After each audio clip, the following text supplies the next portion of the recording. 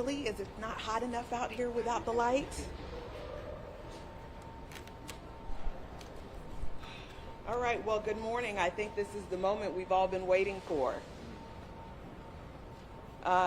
If we're mourning anything this morning, it is the loss of democracy.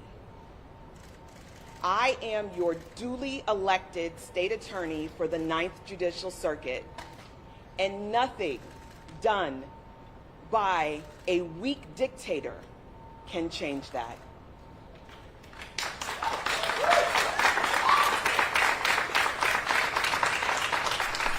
This is an outrage.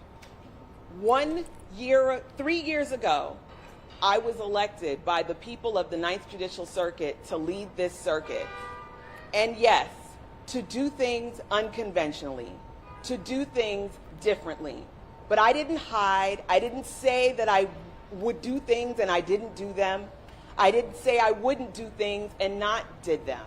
I did exactly what I said I would do, and that is what you want from an elected official.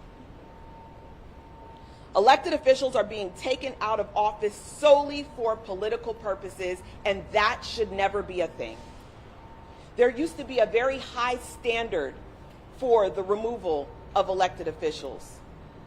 There used to be a standard that I would have had to have been criminally prosecuted for something, neglecting my duties, meaning that I don't show up for work and do my job, or that I had some sort of an illness that prevented me from doing my job. But under this tyranny, elected officials can be removed simply for political purposes and by a whim of the governor. And no matter how you feel about me, you should not be okay with that. That's right. This is simply a smokescreen for Ron DeSantis' failing and disastrous presidential campaign. He needed to get back in the media in some positive way that would be red meat for his base, and he will have accomplished that today. He will be in the news nationally and internationally for the individual who has single-handedly destroyed democracy in the state of Florida. He replaced his campaign manager yesterday, and I guess today it's my turn. He is replacing me.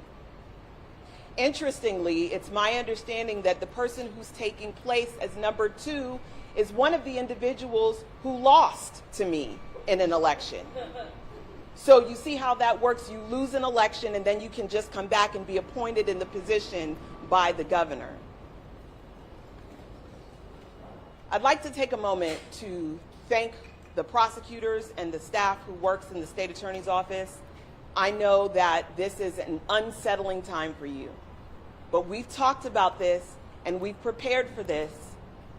You're not working for me and you're not working for whomever comes next. You are working for the people of the 9th Judicial Circuit, and your work must continue even in my absence.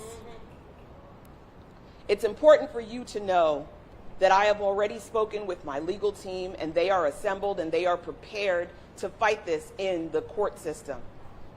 But as you also know, the courts have been assembled by the governor.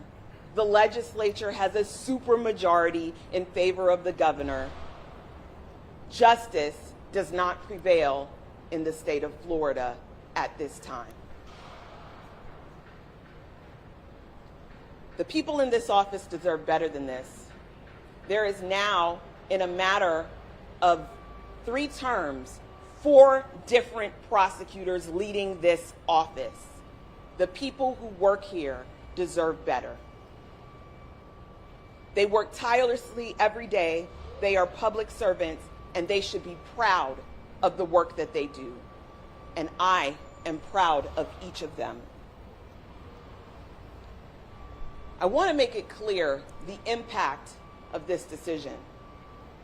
Unlike a law enforcement officer who gets suspended for misconduct with pay while an investigation ensues about his misconduct, as of today, I will no longer be paid.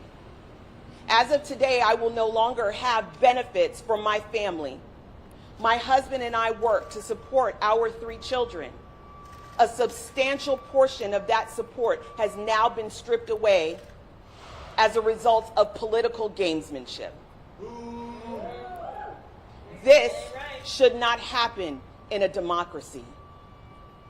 Along with me, 2 of my deputy chief assistants have been fired. They also have families. One of them, 5 children to support. He has no way to support his family now because of political gamesmanship. This should not happen in a democracy. We all know that this is not about policy or anything that I've actually done. The governor and his cronies have been searching for a reason for my suspension for well over a year now. That's right. And I am not aware of any actual articulable reason that has been given. If you listen to the statistics given from the Orange County Sheriff's Office, crime is down in Orange County. If you listen to statistics from the Orlando Police Department, crime is down in the 9th Judicial Circuit. So while they are giving a false narrative that I have failed to prosecute and I have led to people not being protected in this community, the statistics show that people are now more protected than ever under my leadership for the last 3 years.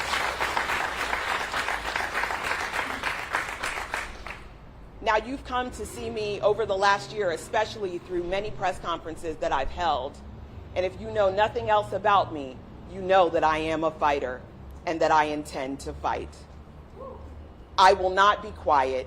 I will not sit down. This office is just a building. I have been a public servant for my entire career, and I will continue to serve our community. I will continue to stand for democracy. I will continue to protect the rights of the disenfranchised.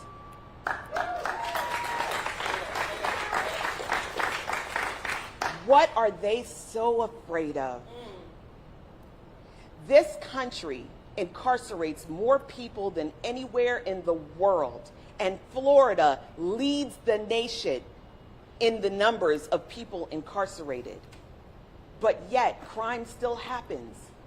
So the lock 'em up and throw away mentality cannot be the thing that works. But what does work, what is proven to work, are the things that my prosecutors and I have been doing over the last 3 years. Implementing programs that help people that need to be diverted from the system, using the strong arm of the law when necessary to remove violent offenders from the community, and giving those individuals who need a second chance to get their lives on track. That's right. Serving victims with restorative justice and not just vengeance, but things that are tangible and that matter to them. Fighting for raises so that the people who work in this building can make a living wage. Drafting legislation that was rejected only because it came from me. That's right. That would help us deal with the rise in violence among our children. These are some of the things, just a few of the things that we have accomplished in just a very short time. And I am proud to tell you that this will not stop me from running for re-election. My re-election will continue. My re-election will continue, and you can support me at MoniqueForStateAttorney.com. I understand that my friend Chris is here, and he would like to say a few words on my behalf. Well, just on behalf of all of us in Central Florida and for those who are tuning into this across the state and around the country, we have a state attorney here who has been a symbol of justice and fairness and community healing and racial reconciliation. And what Ron DeSantis did today was cruel. It was cruel politics, and it was cruel to my friend. And those of us in Central Florida here are committed to getting her back in office as soon as possible. Thank you. Thank you. All right, I'm sure you guys have a lot of questions, so I will let you to it. You mentioned that 2 other high-ranking people on your staff were also fired. Were they fired or were they suspended? And do you see this, including yourself, as permanent? So they were fired, and I think that if we look at... It's the DeSantis presidential campaign. You know, it's falling. It's falling. You know, if we look at what happened with Andrew Warren, I think it's safe to say that it's likely permanent. But the great thing about elected positions is that there's nothing to stop me from running again, and I will run again. Can you elaborate on what legal options you're looking into? So there is an administrative order. My legal team is currently reviewing it, and once we have completed that review, we'll be briefing you all on what comes next. Monique, how do you find out? I got a call this morning reading me a notification from the governor that I had been suspended and telling me not to return to the office. An investigator from the state attorney's office. Do you know what's happening with cases today? I saw a note that was sent out, and apparently the judiciary has allowed that there be no court this morning because currently there is no elected prosecutor and no one has been sworn in to be the state attorney. So court has been delayed as a result of these political shenanigans. The governor's office said in their presser today that your court circuit sees more cases than anywhere else in the state. You kind of addressed this there, but what would be your response to that? These are all part of the political narrative. I don't know that there's any factual basis towards that, but let's talk about why cases get dismissed, right?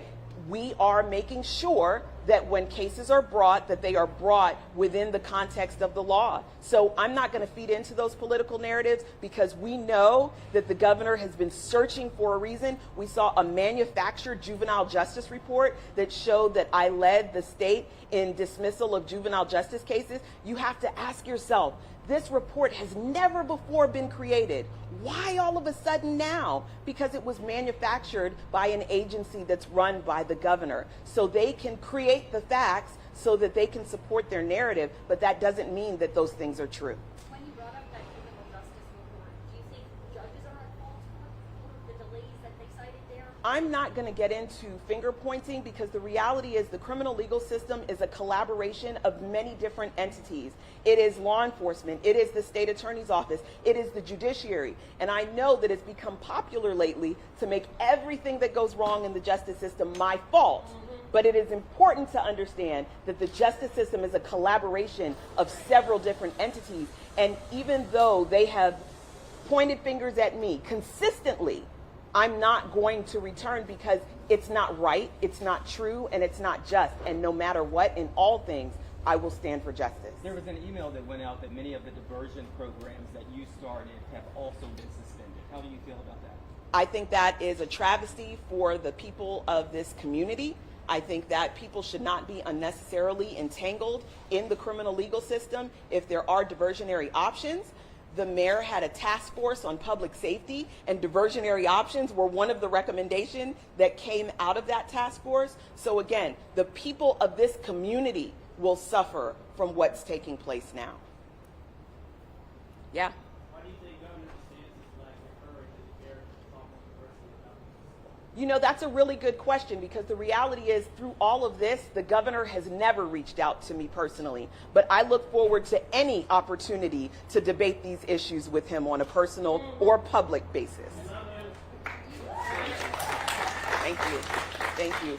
I want to thank the constituents of the 9th Judicial Circuit for their unwavering support and encouragement as I have been under attack for the last year. Every time I go somewhere, someone stops me to tell me that they believe that I'm doing a good job. So, you know, the trolls will come out on the internet and they'll say the things that they'll say. But every time I'm out and about in public, I get the support of the community. It's also important to note, today is the day before school. My children have to deal with this news the day before school starts. That is evil. It is evil. There is no justice in what's being done. And even for the people who are celebrating the fact that I'm removed, if there is any humanity in you at all, you should know that this is bigger than just me. There is a family who is being harmed today because of political attacks. This is a political hit job. It is nothing less than that. and it should be seen for exactly what it is. What do you personally and professionally know about Andrew Bain? I know Andrew Bain personally. I think he's a great guy. I'm not going to, take any hits against him. This is the work of the governor, and the person who we should all be concerned about is the governor. Elections have consequences, and when the governor was elected the first time by a narrow margin because of things that were really not significant, I don't think anyone who voted for him then could have foreseen the attack on democracy that would have followed from his reign. But we are seeing it now, and my conversation to all of you in the 2024 elections and then the gubernatorial election that will follow that. What are you going to do to protect democracy? What are you going to do?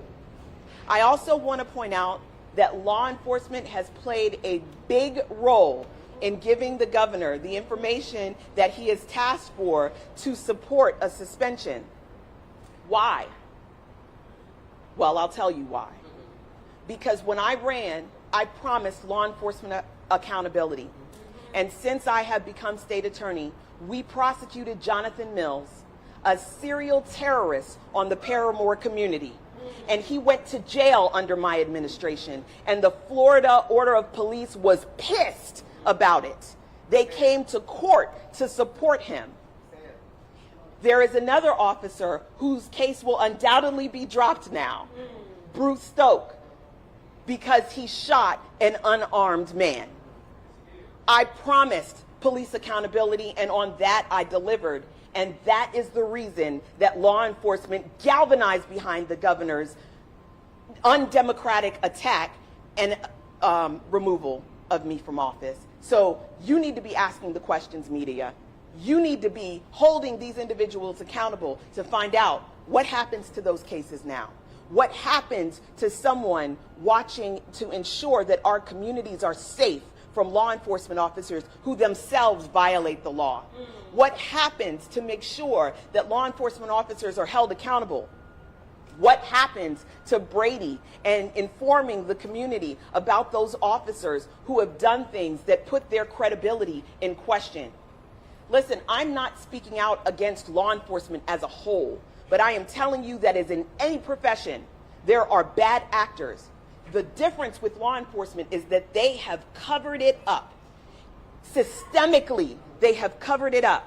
And I have uncovered just the tip of the iceberg, and we have taken action against that. And that is why my deputy chief, who was over officer-involved critical incidents, was terminated.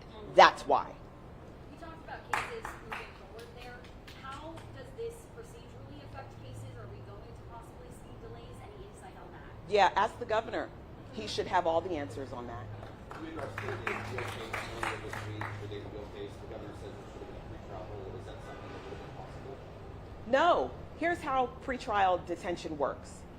First, law enforcement, if you read the statute, is tasked with notifying the state of any information that would justify a pretrial detention. It does not take place at initial appearance, and that never happened in this case. There was no notification from law enforcement, and as I said, pretrial detention is something that is used in very rare circumstances, not for someone who's on probation, for trespassing, okay? So we've got to call it what it is. If you look around to other circuits outside of this one, or look around to what happens once the normal course of business is happening after my removal, you will see that pretrial detention is not a thing that happens frequently. It happens in rare circumstances, and that is not a reason to remove someone. That is prosecutorial discretion. All right, guys, thank you so much for coming. Continue to look for me. I will continue to fight.